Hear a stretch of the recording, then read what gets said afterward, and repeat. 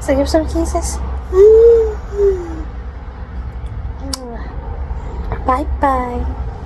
Say bye-bye, Tito. Bye-bye. Tito. Bye-bye. Tito.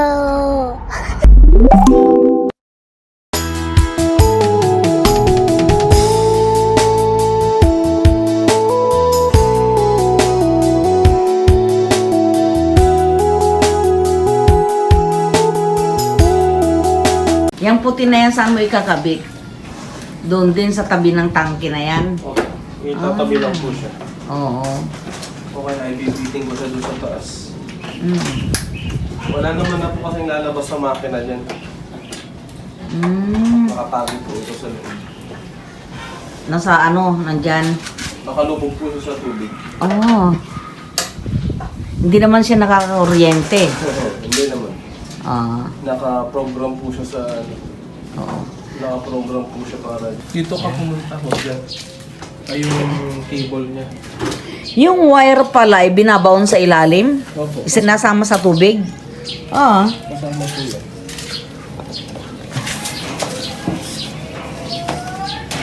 Ganyan palang reversible? Submersible. Reversible. Submersible pala. Submersible. Ayan.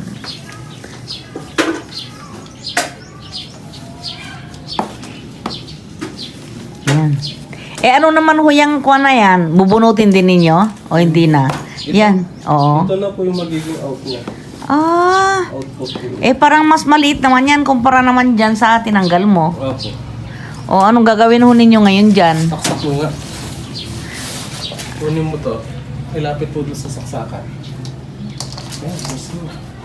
Tatlo ba yan? Tatlo ba yung sa kanila? Dalawa lang. So dito nga. Hindi. Tawakan mo. Bitawan mo na dyan. Kunin mo to. Dito mo itutok. Tignan natin ang flow niya. Yan na lang, dudugtungan ninyo, yung ano na yan. Parang maliit naman ho yung butas niyan. Hindi po. Ano lang po, 5 cm, 5 mm ang difference siya. Hmm.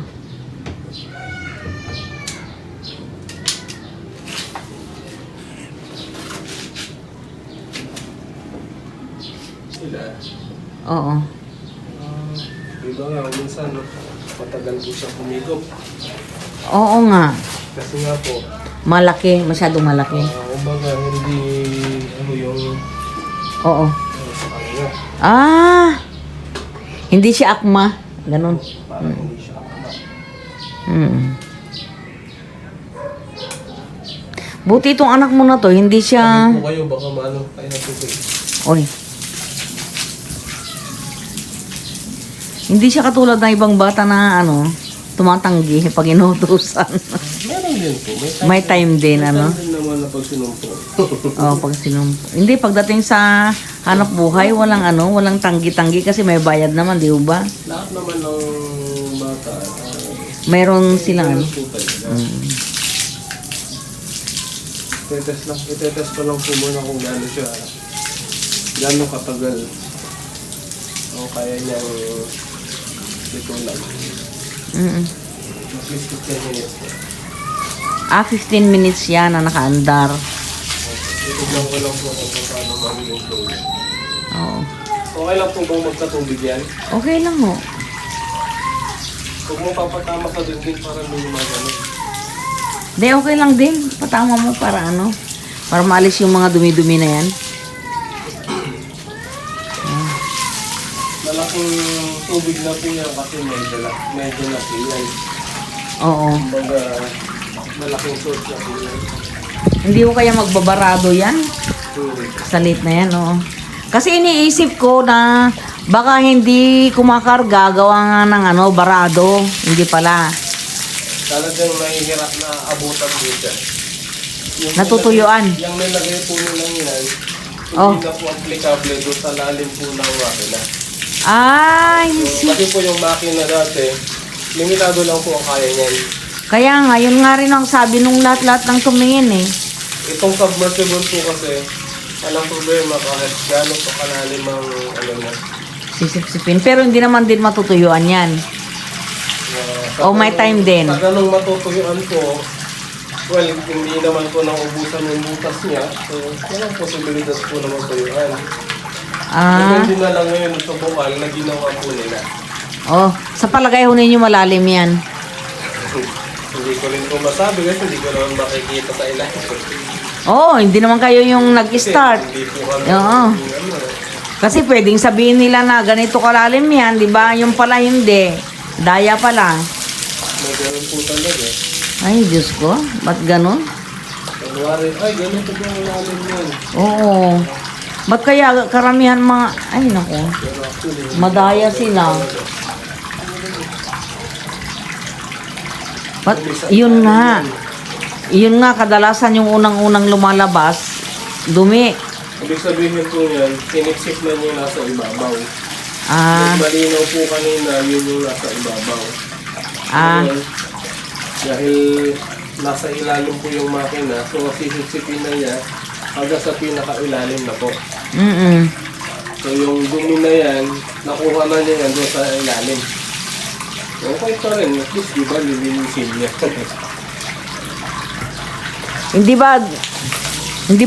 Hindi ba mas maganda kung may tangke yan para at least Ipapasok ko buhay sa tangke. hindi ibig kong sabihin yung mas malaki.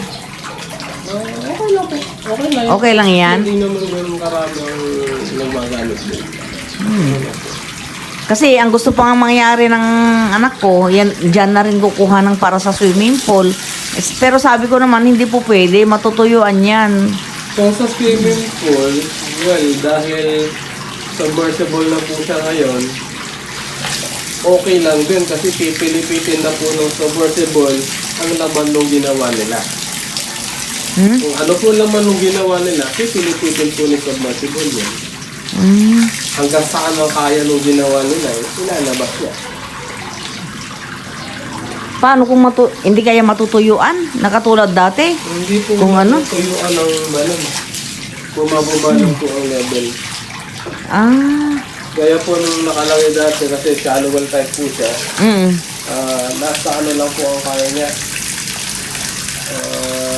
Ano ba ito? 369.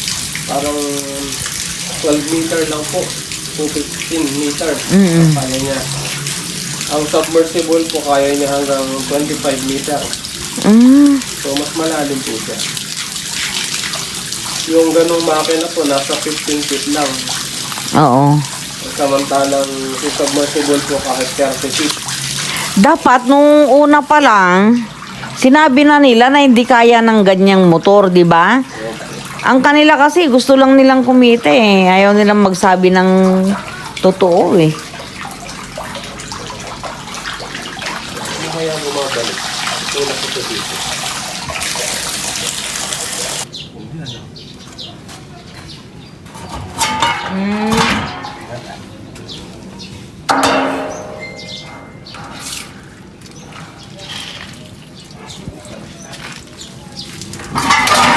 Oy, sus. Yan. Ayan pala, dyan nga tayo.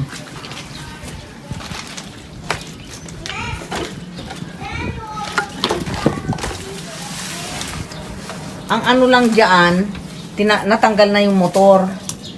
Oo. Nakita ko siya. Pinagdugtong-dugtong na lang yung hose.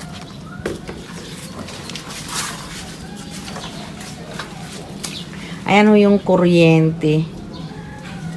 Ano yan? Nakaano yan? Ano ba yung kuryente na yan? Nakaano yan sa tubig? Nakalublob din sa tubig yan. Opo. Ganyan palang submersible.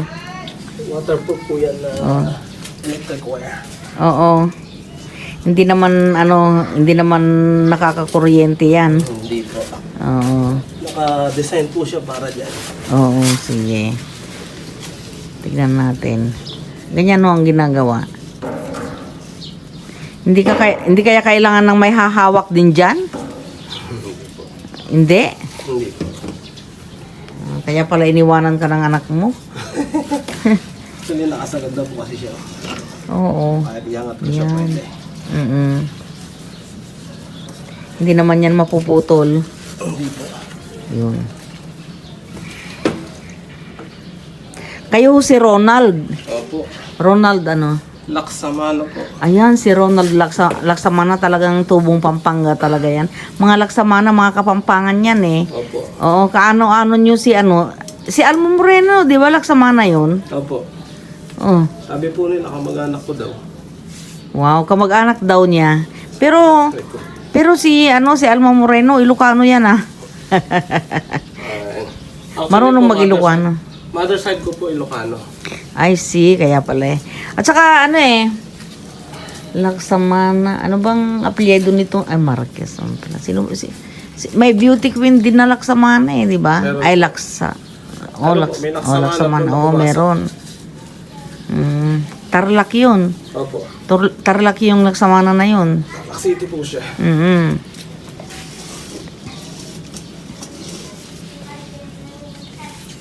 Yan.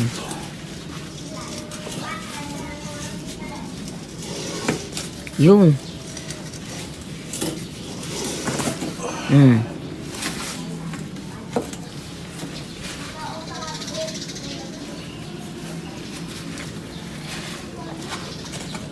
Tapos, ganyan lang oh. Pag dudugtungin din yan, lalagyan din ng ano. Kung ano yung ginawa dyan, ganun din dyan. Ganyan lang. Hindi ko po siya babaguhin. Oo. Kaya naman pala, hindi makasipsip doon eh. Kung ano-anong idinadahilan ni Bon eh. Kesyo nabato, yung ganyan, yung LC, kailangan bumili ng bago. Pero ang sabi niya, kung ako po sa inyo, mag-submersible na lang kayo. Yun yung inaano niya. Kasi alam niya yung diferensya. Oh, Kuya, akala ko ba maayos kang kausap? Inumpisahan mo lang yung trabaho, nakuha mo na lahat-lahat yung bayad mo. Tapos ganyan lang ang gagawin mo. Hindi mo naman tinapos yung trabaho mo. Alalahanin mo, Huwebes, Linggo, nagsasamba ka, di ba? Dapat, yun na lang isipin mo, hindi pala lahat ng palasamba ay mapagkakatiwalaan mo.